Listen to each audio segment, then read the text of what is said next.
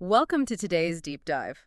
You know that feeling when you're standing in a crowded room holding some lukewarm drink and a stranger approaches and you just know with absolute certainty they are about to ask you that one dreaded question. Oh, yeah. The classic, so what do you do? Exactly. The inevitable, exhausting resume dump. It is exhausting. It's like playing this game of conversational chess where both people only know how to move their pawns.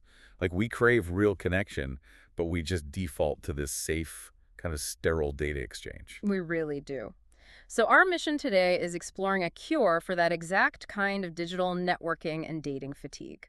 We're looking at a real world experiment that completely re engineers how we break the ice. Right. The Southern Seasons and Swift Sparks speed mingle. Yes. And to be super clear here, this is not, your typical awkward speed dating scenario. No, not at all. It's this dynamic social mixer that's specifically engineered to bypass the boring professional pitch. It's all about bringing out who someone really is. And the setup itself is honestly fascinating. Like, picture the room. You've got these groups of 4 to 6 people gathered at tables. The energy is buzzing. And then a host actually rings a bell. Right. To trigger the rotation. Yeah, this highly organized rotation system. People are switching up by gender or like name tag numbers or colors for these rapid 10 to 15 minute chats. Which is a great start, but giving someone a time limit doesn't automatically make them interesting. Right. So how do they stop a room full of strangers from just, reverting right back to standard small talk? Well, they introduce a circuit breaker. So every station uses this 54-card deck called 52 plus 2, the card game. Oh, interesting. Yeah, it was engineered by communication experts specifically to derail that whole what do you do for work crutch. Okay, so instead of asking about someone's commute, you're pulling from a category. Like, I think one is called cringe or cute. Yeah, exactly. Yeah. Where you have to rate ridiculous pickup lines. Or there's one called no, no, Yeah. which brings up sensitive topics, but it's designed to foster understanding without, turning into a massive, heated debate. Wait, so I have a question about that. By forcing people to stick to a rigid deck of prompt cards, Yeah. aren't you kind of just replacing one script with another? I mean, how does restricting what they can say actually create more authentic freedom? Well, that's the brilliant part. When you remove the pressure of having to invent the conversation yourself, you basically short-circuit the brain's standard social anxiety loop, Oh, I see. right? Because the card dictates the topic, so a high-stakes interaction suddenly just turns into a collaborative game. That makes a lot of sense. Yeah, you aren't judging each other on job titles or demographics anymore. You're connecting over humor and quick thinking and actual chemistry. The constraints actually lower your neurological defenses. Okay, yeah, I can definitely see how gamifying the chat lowers the stakes. But let's say you've just had this highly revealing, hilarious 15-minute chat. You're laughing, there's a spark. Now comes the universally dreaded moment.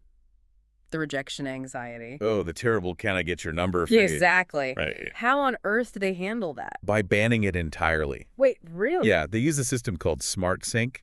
And the absolute golden rule of the night is that asking for contact info during the event is strictly off limits. Wow. Okay. You go by your first name only, and you discreetly log who you clicked with on your phone, and if the match is mutual, a private chat unlocks, but only after the event. And that applies to all tracks. Yep, whether you're there for networking, friendship, dating, or just casual fun.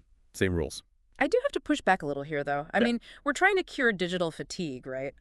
Doesn't using a web app on your phone during an in-person mixer kind of defeat the whole purpose of unplugging? It might seem like a contradiction at first, yeah, but the technology here acts as boundary setter, not a distraction. I mean, face-to-face rejection is terrifying. It really is. So by outsourcing that specific fear to an app, you completely change the dynamic of the room. People aren't spending the last 2 minutes of their chat just sweating over asking for a number. Oh, I see your point. Yeah, if the app is doing all the dirty work of potential rejection, it frees up the human to just focus entirely on being present. Exactly. It is organized chaos, but you maintain total control over your privacy. The app just takes the pressure off, so the in-person moments can just be genuinely fun. It really is a masterclass in reinventing how we meet each other. And for anyone listening who wants to test this out, they're running the Southern Seasons and Swift Spark Speed Mingle on September 8th, 2026. Yeah, the evening starts with a sip and mingle at 6:45 p.m. right before the Fast Track 5 grounds kick off. And it's happening at Cahaba Brewing Company in Birmingham, Alabama. You can track down the exact registration link over on the Speed Mingle website. Just head to thisSpeedMingle.com/events/southern-seasons-swift-sparks-speed-mingle. It is definitely a bold experiment in human connection. Which brings us right back to that lukewarm drink and the dreaded opening question we started with. We want to leave you with this to ponder.